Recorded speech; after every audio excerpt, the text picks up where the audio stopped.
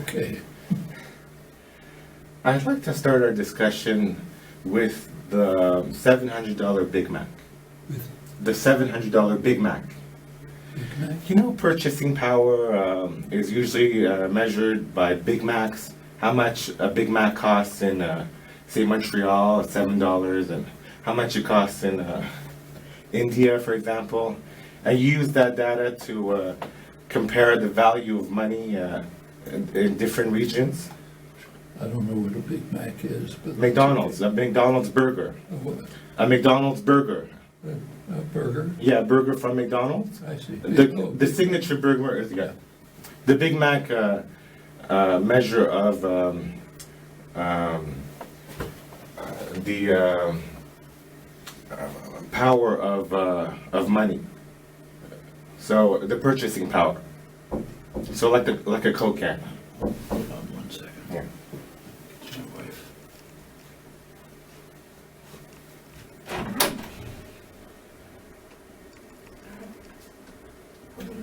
Can you come?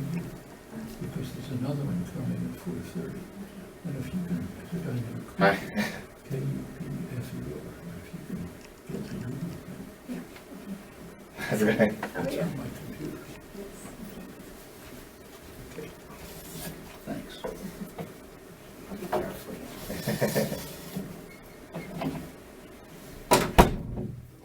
Domestic interview. No problem.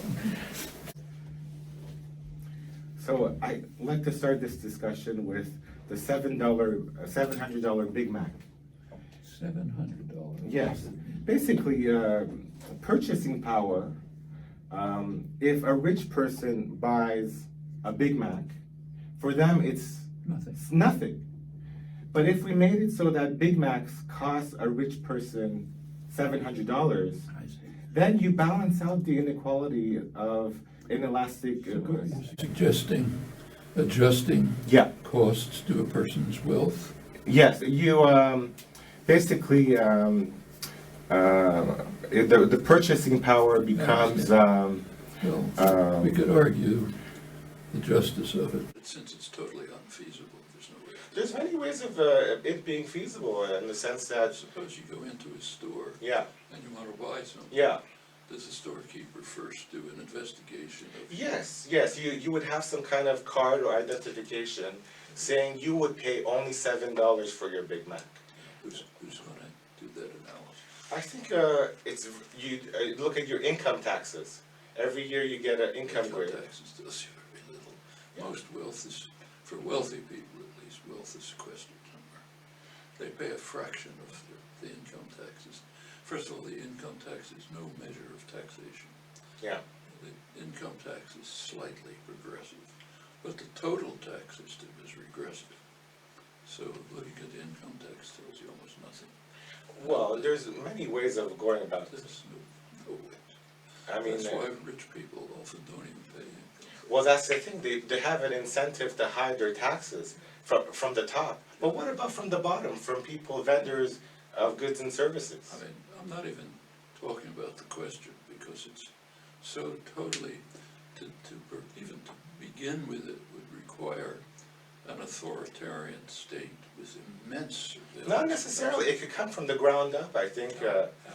businesses could say, we're not going to sell diapers or EpiPens unless you show us a copy of your tax income. No business in the world is going to do that. It shouldn't be sacred, your financial How are you details. going to force businesses to do that? It's their incentive because they get more money. Who's going to force them? Well, it's one of the cases where collusion could work in the benefit of the consumer. Collusion among businesses. And you could start with No business Food. in the world. First of all, there's no way of getting that information. oh, there's plenty of None. ways. Secondly, no business would possibly agree. All of this presupposes some very powerful authority No. with extraordinary information about each individual. That's a totalitarian state of the kind no one's ever envisioned. I mean, you look at Facebook and Google these days, they have that information anyways. Yeah. Why not for a change? I mean, Robinhood, Facebook has no information about your wealth. Well, why should it be so sacred? I mean, what is it coffee worth to you, and what is a coffee worth to Bill Gates, for example? Neil deGrasse Tyson said, if I walk by a penny on the ground, I won't pick it up. But if I see a 10-cent dime, I'll pick it up. The equivalent of Bill Gates bending over and picking up a 10-cent dime would be $10,000. Yeah. One can discuss the moral, ethical character of this proposal, but I see no point in going into it because it presupposes a level of totalitarianism that nobody's ever dreamt of. I mean, you're just showing how much money you have in your No, there's no way it's proportional. It's proportional purchasing power. There's no way of estimating that, and furthermore, nobody would pay attention. No business would ever pay attention to that. They're quite happy to keep their wealthy customers, and they see no reason to discriminate. So It's a question of Robin Hood used to steal from the poor and give to the rich. But Robin Hood in this scenario would protect from the poor from having their goods and services stolen from the rich. First of all, since it's totally inconceivable without a massive totalitarian state, I don't see any We're in point. the 21st century. I mean, our smartphones collect all our financial details. Why don't you work out a system by which such information will be available to people, then I'll be willing to look at it. Well, And then we'll be able to discuss. so you're endorsing it if it's conceivable? Are you endorsing it if it's conceivable? What? Would you endorse the idea if Since I don't, so much is involved that it's not a simple yes or no question. Yeah. But the question doesn't arise because it presupposes a kind of surveillance and control that I would never want to see exist. But I mean, you're just giving what it's worth. You know, a $700 Big Mac. Okay, fine. The 1% would basically pay 1%. They have their money worth 1%. I don't think that's a reasonable social policy, but I also don't see any point discussing it because of its presupposition. No, It presupposes. How do you solve the 1% owning all of the goods and services? You're not getting my point. Before we even talk about this proposal, you have to ask, how does it get implemented? It's as if you asked me, why shouldn't we have peace on earth and goodwill to men? Yeah. Is there any point discussing that? No, because the presuppositions are unrealizable. Now, in the case of your proposal, Yeah. the presuppositions conceivably are realizable Yeah. under a form of totalitarianism so extreme that no one's ever dreamt of it before. Because Greta Thunberg, you know, is saying So that there's no point discussing we need a comprehensive solution to all of the problems facing the world today. But it. It'd be nice to have a compromise. it has to be doable, and this is something that's doable. Things aren't doable because you say I would like them. They have to be doable because they can be implemented. So I have a simple suggestion. Lay out in detail how this information is going to be available to every business and how businesses will be compelled to adhere to it. When you present that, we can discuss the question. So why don't we move on to the next one? Okay.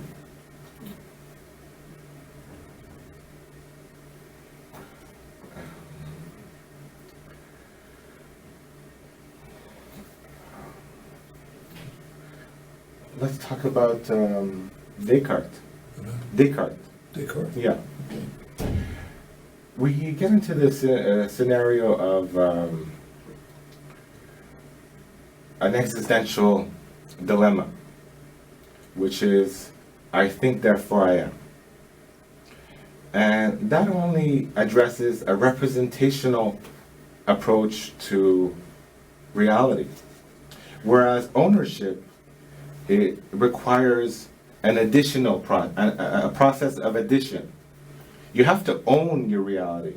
So instead of I think therefore I am, it should be I add ergo sum. I add therefore I am. I am, in the therefore process I am. of adding different I things. am, therefore I am. No, I add. I add. Add you to my life. Okay, therefore dogs don't exist. Well, I add them to my existence, and therefore we exist. Just thinking of them leads to a The conundrum. dogs exist. They exist in the sense that they can add a bone and Dogs can't add. So therefore do dogs exist? to me they do, because I add them to Yeah, my but existence. I'm Do I exist to you? But can the dog say, I exist because I can add? No. Furthermore, What do they? Furthermore, there's no logic to it. What it's saying is, if I can add, therefore I have a certain cognitive capacity. Yeah, it's not only thinking that makes you be. It's Furthermore, notice that the cogito is fallacious, as has been pointed out for years. All that follows from I think is there is thinking, not I am. So the cogito doesn't work anyway, so there's no point in improving that. yeah, but it's kind of funny to think I add ergo sum which is the total of addition. It doesn't make any sense. I'm sorry. It's- I mean, we have to have 21st century solutions to 21st century problems. I mean, we have to, your corpus has always been about finding solutions to problems, not remaining with the status quo and trying to innovate, use innovation. And we've known each other for 14 years now, and back and forth since Yeah, so if 2005. there are real problems, not like do I exist, which is not a real problem, but if there are real problems, yes, we should have answers that we should look for solutions. Yeah, like the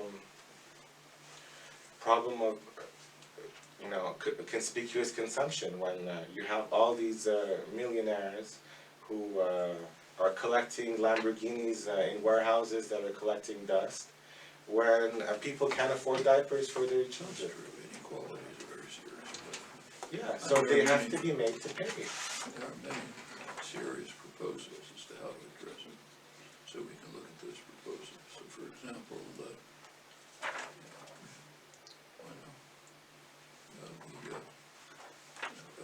it's okay, for example, the work by Zuckman and Saeed in their recent book, Justice Denied or something, is a very serious set of proposals. Okay. There are others, no. And could you elaborate But I about don't- some of these? I'm not familiar with. Well, first of all, we have to recognize that any solution has to be attainable. There's no point talking about solutions which you can't attain. Yes. Okay, so we therefore start with the existing society, that's the one we're talking about, the beliefs that people have, the assumptions we think, how we can modify those, how are the institutions structured, and we can take steps towards modifying them. So for example, a wealth tax, which they advocate. Yeah. Is a perfectly feasible approach. Yeah, but that's just the government getting your money from the top. It's not businesses getting it from the bottom. Well, see, there's a belief by people who don't understand democracy that if the government is an alien agent, actually in a democratic society, the government is just an agency of the population. So if money goes to the government, that's essentially money to the population. Yeah. Now, if the society, to the extent that the society is democratic, so there's nothing wrong with the money going to the government if the government responds to people's decisions and choices. So, for example, for better health care, better education, roads you can drive on, and so on. So if money comes from the wealthy and goes to those services, I think that's fine. Yeah. But that's not a solution to the problem. No, we need a bigger solution. A bigger solution would change the institutions. But that takes a lot of work, and it's a long time skill. You can begin to try to educate people about it, but you can't talk about implementing it. I don't see it as being very difficult to implement. I mean, your smartphone through a financial intermediary can multiply your bill at any small business by a certain amount. I'm sorry, I didn't understand. Your smartphone, when you pay with it at the cash, can multiply your bill by, say, 5, or divided by, by 2. First of all, you should say, if I had a smartphone. Because you don't understand. People living under the poverty line, money comes in and goes. They can't hold on to money. Whereas people who are rich, it just flows into a stagnant water kind of situation. Therefore, we should do something to Yeah, we have to drain the swamp. Inequality, and as I said, there are serious proposals. There's more long-term solutions. So we can talk about all those and work to implement them. We have to drain the swamp somehow. Drain the swamp. Well, there's a lot of swamps, and every one of them has to be dealt with. But there we look for concrete solutions. We can also talk about what would an ideal society be like. That's a possible discussion. Yeah, I like that. What would your ideal reality be like? Well, I would like to see a society in which decision-making over every organization, institution, community is in the hands of participants. And they form voluntary associations with one another. We're very far from realizing that, but we can take small steps to it. So, for example, worker-owned enterprises are a small step to it. Yeah, And those are very. they're developing. Yeah. Cooperatives are small steps. But how would you deal with defense problems? Problems that have to do with defense. With defense? Defense. Well, I don't think that, most of that is an illusion. What's called Really? defense is mostly aggression. Okay, So- well, yeah, aggression is real. So how do we deal with aggression? Yeah. We don't participate in it. Okay. Remember that until 1947, the United States didn't have a defense department. We had a war department. Yeah. Because that was pre-Orwell. In the time of Orwell, when you say war, when you mean war, you say defense. So Yeah. since then, we've had a defense department, Well, Orwell referred to it as the Ministry of Peace. like a Ministry of Peace. Yeah.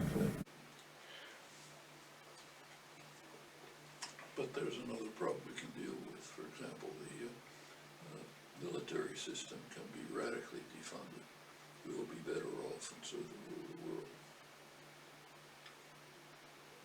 Now, can we pause for, reset the cameras? We have about another 15 minutes. Yeah, that's fine. I just have to reset.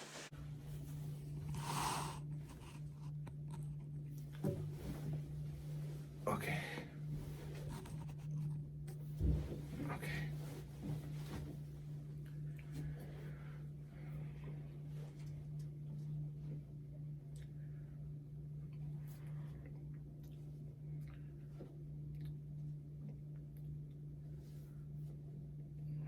What do you think about the blackout in Iran? The blackout. Yeah, the internet blackout. They shouldn't do it, but notice that there is a background.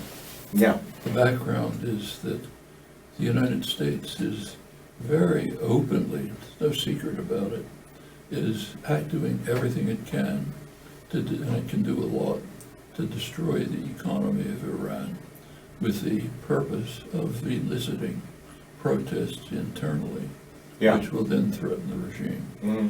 And the way they're doing it, and in fact under conditions of economic collapse, which the U.S. has imposed, there are uprisings, and the government, which is a pretty rotten government, is using force to repress them. Yeah. That's the story. But that's crazy, though. If we want to do something about it seriously, what we do is start here and in Canada with the efforts to destroy the economy. If we want the government not to use repressive methods, we begin by taking our attempts to destroy the economy with the conscious purpose of eliciting protests, which in turn will elicit repression. So there's a lot we can do about it. Mm-hmm. It's much easier to say, well, look how terrible they are. Fine, yes, they're terrible. Yeah. But now look at ourselves and see what we can do about it. There are things. In a way, we're almost worse than them. where, I mean, two wrongs don't make a right. the United States and is basically the mafia don. Canada is one of the lower mafia figures, and they collaborate, and Europe as well, mainly under coercion, under U.S. coercion, which they're unwilling to face, to carry out highly destructive programs, which then lead to repressive acts. Yeah. And then they feel good about objecting to the repressive acts, but not looking into the mirror, not asking what we're doing to elicit those acts. So we should modify that. We should start in Canada and the United States by trying to bring people to face the fact that we have major responsibility for these repressive acts. So let's change what we do so that will mitigate the situation. Yeah, there's a lot of blowback. Does achieves nothing to condemn the internet repression. I think it's interesting because the whole world is plugged into the internet. Is plugged into the internet like 24/7, and then you have this region of the world that suddenly they've been out of the internet for a while. Well, it's almost as though they're going to be traveling back and forth in time. No, it's not. It's not the way of looking at it.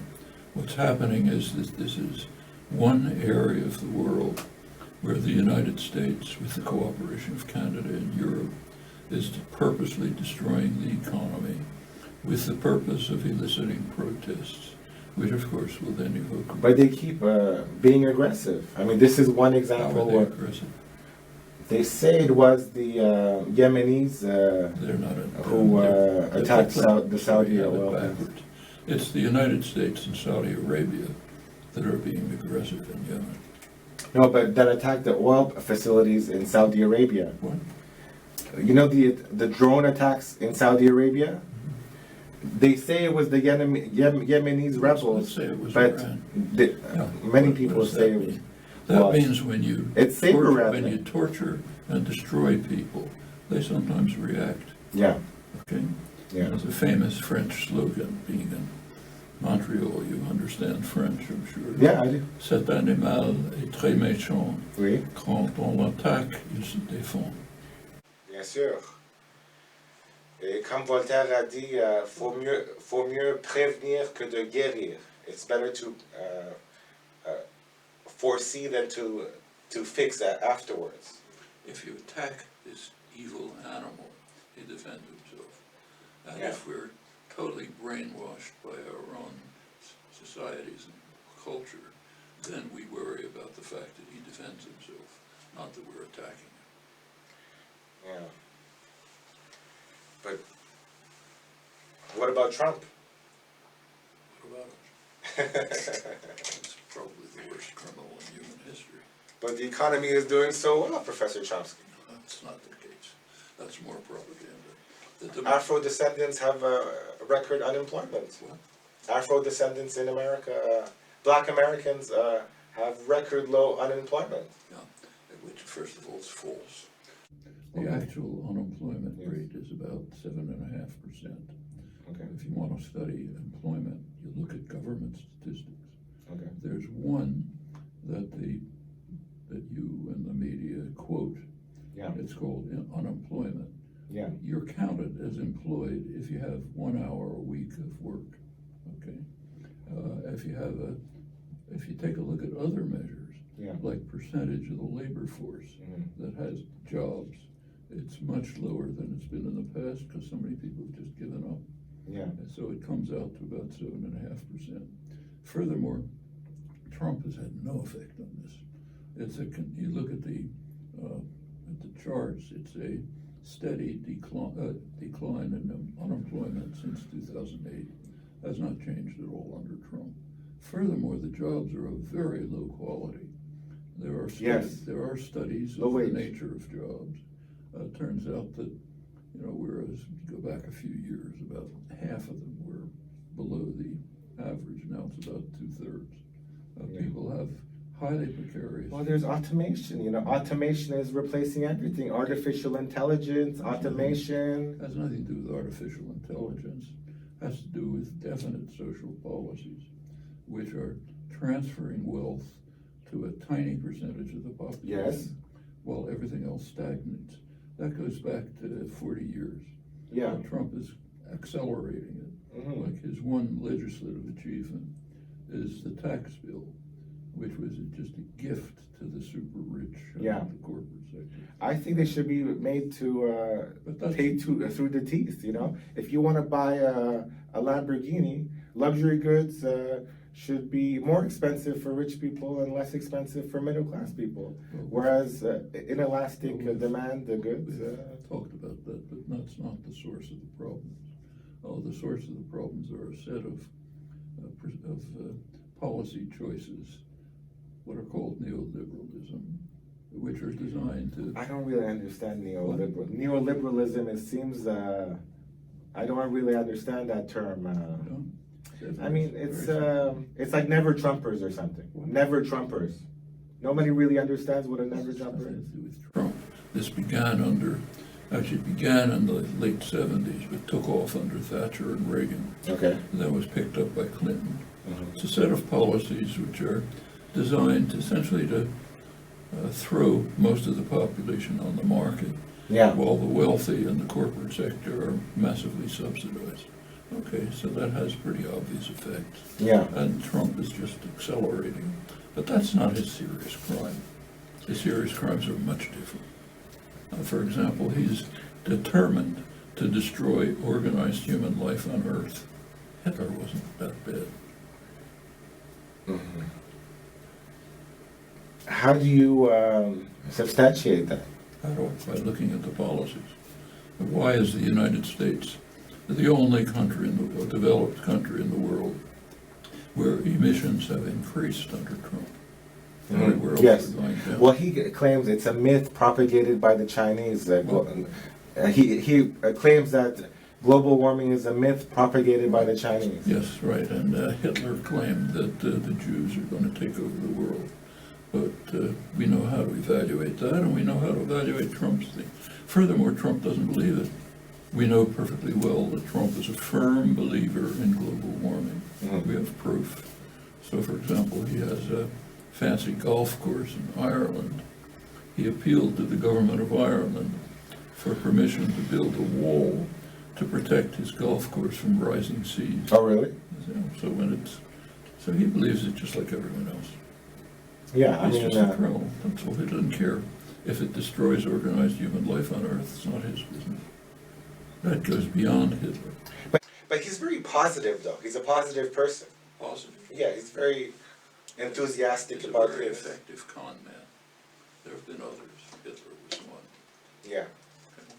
So, what am I supposed to say about that? Yes, he's a very effective con man. He understands his constituencies. His main constituency is private wealth, so he lavishes gifts on them. His voting constituency are people who are angry, resentful, frightened for good reasons, and he plays on their prejudices very effectively. Okay. One of the worst crooks in human history. Okay, But there's no Holocaust, though. I mean, there's no Holocaust. It's worse than the Holocaust. The Holocaust killed 6 million Jews. What Trump's policies are trying to do is basically destroy human life.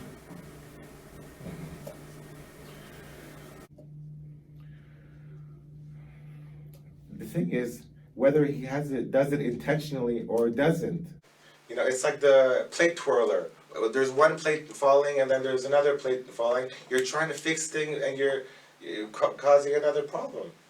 I don't read his mind and I don't care about his mind. I'm looking at the policies. Policies are very clear. He's not an imbecile. He can understand them. Okay? So as far as I'm concerned, it's what I said. Maybe the worst criminal in human history. Afraid I have to leave. I've got this other